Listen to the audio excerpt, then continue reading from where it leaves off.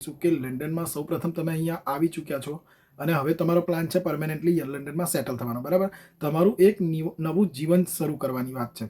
તો તમે તમારું નવું જીવન શરૂ કરતા પહેલાં તમારે લંડનમાં આવશો તો પહેલી મૂંઝવણ તો એ જ હશે કે ત્યાં જઈને કરવું શું. કારણ કે ઘણા લોકોને અહીંયા ખાસા એવા રિલેટિવ હોય છે, ઘણા સંબંધીઓ હોય છે, તે છતાં પણ બધાને એવું નથી મળતું કે પોતપોતાના સંબંધીઓનો સપોર્ટ મળી રહે. વાત અલગ છે કે જેમને પોતાના સ્નેહી સ્વજનોનો પૂરેપૂરો સાથ મળી રહે છે, પણ અમુક લોકોના કોઈ સગા સંબંધી નહીં હોતા, યા તો એ માત્ર ને માત્ર પોતાના મિત્રોના ભરોસા પર, પોતાના મિત્રોના વિશ્વાસથી અહીંયા આવે છે અને એકબીજાનું જોઈને પણ આવે છે. ઘણા લોકોને એવું મનમાં થાય છે કે લંડનની લાઈફ બહુ સારી છે, બરાબર, તો અમે પણ ત્યાં જઈને સેટલ થઈ જઈએ. હવે લંડન આવતા પહેલાં ઘણા લોકો જે ઇન્ડિયામાં હોય, પોતાની હોમ કન્ટ્રીમાં હોય છે, એ લોકો એવું વિચારે છે કે અહીંયા જે ઇન્કમ છે તેના કરતાં લંડનની ઇન્કમ સારી છે, તો આપણે ત્યાં જઈને સેટલ થઈએ અને પૈસા ત્યાંથી કમાઈ આપણા ઇન્ડિયામાં મોકલીશું, આપણા હોમ કન્ટ્રીમાં મોકલીશું અને પછી આપણે અહીંયા થોડો ઘણો પૈસો બની જાય, આપણી લાઈફ સેટલ થઈ જાય એવું લાગે તો આપણે છોકરાઓને મૂકી યા તો છોકરાઓની સાથે આપણે ઇન્ડિયા પાછા જતા રહીશું, બરાબર? જે બધી વસ્તુ છે ને એ બધી નિર્ભર કરે છે કે તમે લંડનમાં આવ્યા પછી જે પહેલાં 6 મહિના કે 1 વર્ષ કેવી રીતે સ્ટ્રગલિંગ લાઈફ જીવો છો અને એનાથી તમે હારીને કદાચ જો પાછા જતા રહેવાનું વિચારશો ને તો સાચું કહું મિત્રો, તમે જિંદગીમાં કશું નહીં કરી શકો. એકવાર જો તમે ડિસિઝન બનાવી લીધું છે કે મારે ઇન્ડિયા છોડીને લંડન જવું છે, યુકે જવું છે, બરાબર, અને યુકેમાં આવ્યા પછીની કન્ડિશન કે સિચ્યુએશન જોઈને, જેમ કે મેં આગલા વિડીયોમાં કહ્યું કે એની શું કન્ડિશન છે. અને એક વાત દોસ્તો, આગલા વિડીયો જે મારો હતો એ પહેલી વાર મેં ગુજરાતીમાં બનાવ્યો હતો અને એ વિડીયો બનાવ્યો ત્યારે મને એટલો વિશ્વાસ નહોતો કે આ વિડીયોમાં આટલા વ્યૂઝ આવશે, આટલી કોમેન્ટ આવશે અને આટલો લોકો પસંદ કરશે વિડીયો. બધાનો હું ખૂબ ખૂબ આભાર માનું છું દોસ્તો. તમે મને એક્સેપ્ટ કર્યો, મારા પર વિશ્વાસ મૂક્યો અને મેં જે સચ્ચાઈ બતાવી તમને, અહીંયાની જે રિયાલિટી, જે રિયલ લાઈફ છે ને, જે લોકો ફીલ કરે છે, એ લાઈફ વિશે યુટ્યુબમાં કોઈ અત્યારે વાત નથી કરતો કે મારે તમારી સાથે વાત કરવી જોઈએ, તો મેં એ વિડીયો બનાવ્યો અને તમારી સાથે અહીંની જે રિયાલિટી છે ને એ તમારા લોકો માટે શેર કરી. પહેલી વાર લંડન આવો છો તો તમારે અહીંયા આવીને પહેલાં શું કરવું, બરાબર? હવે વાત કરીએ કે અહીંયા લંડનમાં તમે આવવા માગો છો યા તો આવી ગયા છો તો પહેલી મૂંઝવણ તમારી એ હશે. હવે આ મૂંઝવણ કરનારમાં 2 પ્રકારના વ્યક્તિત્વ હોય છે કે ઇન્ટ્રોવર્ટ, જેને કોઈની સાથે વાત કરતાં શરમ આવે છે, બીક લાગે છે કે એ ભાઈ અહીંયા મારી સાથે વાત કરશે કે નહીં કરે, અને બીજા એવા હોય છે કે ખુલ્લા મનના હોય છે કે જેમને બધાની સાથે વાત કરવી ગમે છે. હવે આ બંને વ્યક્તિત્વની અહીંયા આવ્યા પછી એક રિયાલિટી અલગ છે. અને મિત્રો, અત્યારે જે વાત કરવાનો છું ને, રિયલમાં તમને હસવું લાગશે કે, અને એની ઉપર જ આ ટૉપિકમાં વાત કરવાનો છું.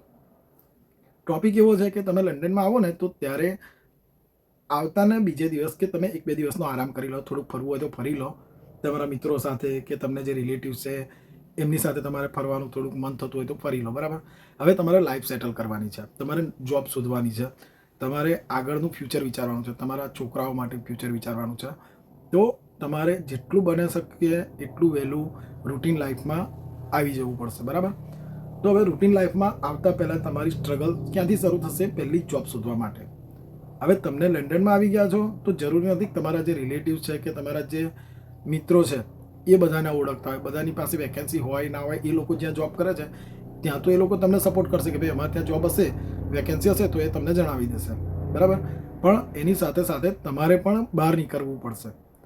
હવે બહાર નીકળતી વખતે તમારે, જેમ મેં આગલા વિડીયોમાં કહ્યું કે ઘરેથી થોડો નાસ્તો પાણી કરી લો, સાથે પાણીની બોટલ લઈ લો યા તો જ્યુસનું 1 બોટલ લઈ લો, આવી બધી વસ્તુ લઈ અને તમારે બહાર નીકળવું પડશે. હવે બહાર નીકળવામાં એવું નથી કે તમે બસમાં જતા રહો કે ટ્રેનમાં જતા રહો, અંડરગ્રાઉન્ડમાં જતા રહો, એવી વાત નહીં. તમારે તમારું જે નજીકનો એરિયા છે, જ્યાં માર્કેટ હોય છે, જ્યાં નવી મતલબ દુકાનો હોય છે, શોરૂમ હોય છે, યા તો કંઈક મેકડોનલ્ડ્સ, ડોમિનોઝ યા તો વેરહાઉસ કે એવો કંઈ એરિયા હોય તો ત્યાં તમારે વોક પર જવું પડશે. સાથે તમારો સીવી કે એવું તમે પર્સમાં રાખી શકો છો યા તો ખિસ્સામાં બી રાખી શકો છો, યા તો એક નાની એવી બેગ સાથે કેરી કરી લેવાની. તો એની અંદર તમારે તમારા ડોક્યુમેન્ટ રાખી લેવા. સાથે તમારે એક વસ્તુ ચોક્કસ કરવી પડશે કે તમારે ચાલવું પડશે. હવે ચાલવાથી તમારે 2 વસ્તુ તમારા ફાયદા થશે. એક તો તમારી ચાલવાની ઝડપ વધશે અને બીજું, જેટલું ચાલશો એટલું તમને તમારા એરિયાની આજુબાજુની માહિતી મળશે. તમારા એરિયામાં કેવા લોકો રહે છે, કોની સાથે વાત કરવી, કોની સાથે વાત ના કરવી, તમને અહીંયાની વસ્તુ જાણવા મળશે. અને બને તેટલો તમે ઇન્ટ્રોવર્ટ હોય યા તો ખુલાસીને વાત કરનારી વ્યક્તિત્વ હોય, બરાબર, પણ તમારે અહીંયા લોકો સાથે વાત કરવી પડશે. જ્યારે નવા આવશો ને ત્યારે અહીંયા આપણો ગુજરાતી સમાજ ઘણો બધો છે, બરાબર, લંડનમાં, કે ઇન્ડિયન સમાજ બી ઘણો બધો છે, ઇન્ડિયન કોમ્યુનિટી ઘણી બધી છે.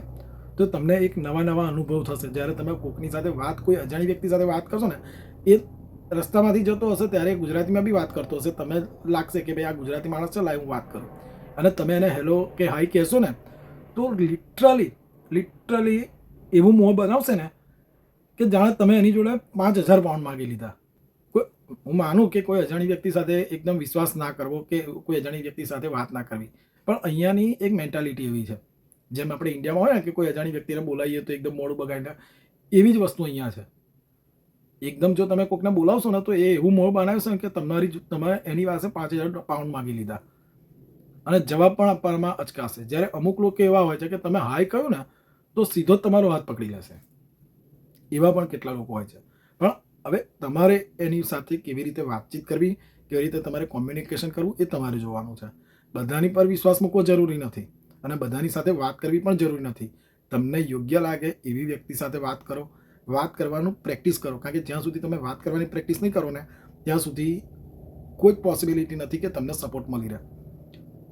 બીજી વસ્તુ, જ્યાં તમે ફરવા જાઓ છો, જ્યાં આજુબાજુ સ્ટોર જુઓ, સ્ટોરમાં કંઈક જોબ હોય તો તમે પૂછી જુઓ.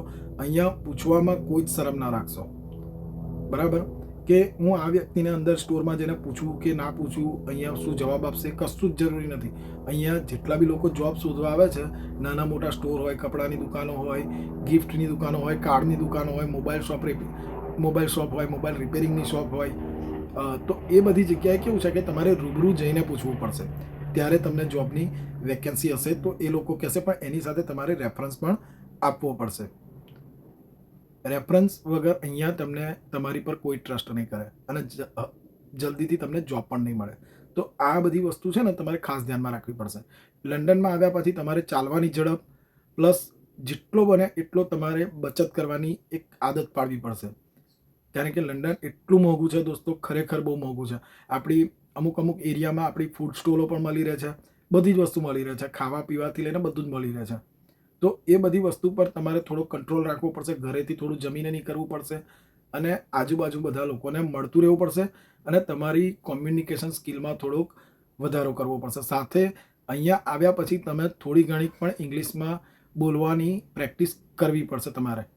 યા તો તમે તમારી હોમ કન્ટ્રીથી, આપણે ઇન્ડિયાથી આવતા હોય, ગુજરાતથી આવતા હોય, ગમે ત્યાંથી આવતા હોય, તો ત્યાંથી થોડુંક જનરલ ઇંગ્લિશ પણ તમને આવડતું હોવું જોઈએ, કારણ કે અહીંયા બધા વ્યક્તિને એવું જરૂરી નથી કે ઇંગ્લિશ આવડતું જ હોય, પણ સામેવાળી વ્યક્તિ, તમે કોઈ બી જગ્યાએ જોબ કરો છો ને, તો જોબ પર તમારે ઇંગ્લિશની એક પ્રાયોરિટી રાખવી પડે છે, કારણ કે સામે કસ્ટમર એવું ફિક્સ નથી હોતું કે અહીંયા ગુજરાતી જ આવશે, કે અહીંયા હિન્દી ભાષી જ આવશે, કે અહીંયા પાકિસ્તાની આવશે, યા તો બીજી ગમે તે કન્ટ્રીથી આવે, પણ અહીંયાની જે કોમન લેંગ્વેજ છે એ ઇંગ્લિશ છે.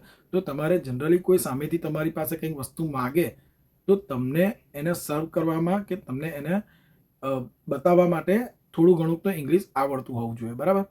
તો આવી બધી વસ્તુઓનું ખાસ ધ્યાન રાખો મિત્રો, કે નાની વસ્તુઓ જો તમે શીખીને આવશો, નાની વસ્તુઓનું ખાસ ધ્યાન રાખશો, અહીંયા તમે જેટલું ઝડપથી ચાલી શકશો. લંડનમાં આવ્યા પછી તમારે તમારી ચાલ બદલવી ચોક્કસ પડશે. અહીંયા લંડનમાં આવ્યા પછી તમારે ઝડપથી ચાલતા શીખવું પડશે, ટાઈમની બચત કરવી પડશે. જેટલો ટાઈમ તમે વેસ્ટ કરશો એટલી જ તમારી લાઈફ ધીમી આગળ વધશે, પણ જેટલી ચાલવામાં ઝડપ કરશો ને એટલી તમારી લાઈફ રોકેટની જેમ ઉડશે, બરાબર. આ બધી વસ્તુનું ખાસ તમારે ધ્યાન રાખવું.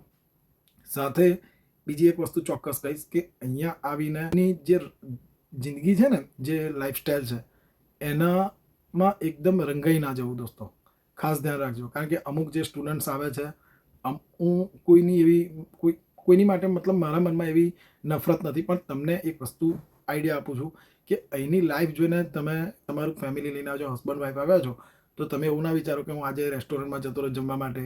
હા, મહિનામાં 1 વાર કે મહિનામાં 2 વાર તમે જઈ શકો છો. જેટલું ઓછું જશો એટલા તમારા જ પૈસા બચવાના છે, તમારે જેટલી ઓછી મહેનત કરવાની છે, અને ફ્યુચર માટે સારું એવું તમે ભેગું પણ કરી શકશો દોસ્તો.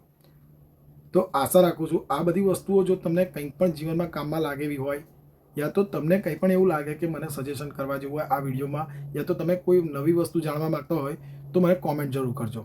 અને અગર જો તમે યુકે આવવા માગતા હોય અને તમને એ નથી ખબર કે તમારે ડોક્યુમેન્ટ કયા લગાવવા જોઈએ તમારી પ્રોફાઇલમાં, તો પણ મને કોમેન્ટ કરજો. હું તમને આ રીતે ગુજરાતી ભાષામાં સારી એવી માહિતી આપીશ, પણ એની માટે તમારે કોમેન્ટ કરવી જરૂરી છે. અને વિડીયો જો ગમ્યો હોય ને તો લાઈક જરૂર કરજો દોસ્તો. અને ખાસ કે મારા આગલા વિડીયોમાં જે તમે પ્રેમ બતાવ્યો છે, મને મારી પર ટ્રસ્ટ કર્યો છે, એની બદલ ખૂબ ખૂબ આભાર માનું છું.